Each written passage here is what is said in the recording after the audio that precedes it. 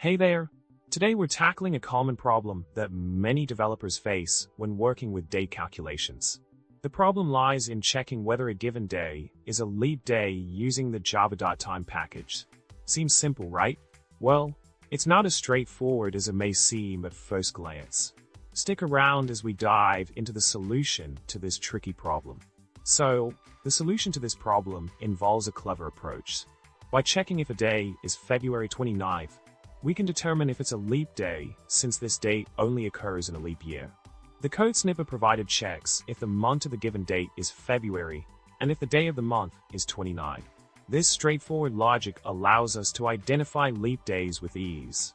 Simple and effective, right? To enhance our leap day validation, an alternative approach involves using the MonthDay class. By creating a MonthDay object for February 29th and comparing it with the current date, we can determine if it's a leap day. This method adds an extra layer of precision to our leap day detection, ensuring accuracy in our date calculations. Who knew checking for leap days could be this interesting? Huh? In conclusion, we've explored the solution to the leap day problem using the Java.time package. By checking for February 29th, we can confidently identify leap days in our date calculations. Whether you stick to the basic approach or opt for the MonthDay class method, leap day validation is now a breeze. Thanks for tuning in, and remember to hit subscribe, like the video, and drop a comment below. Until next time, happy coding,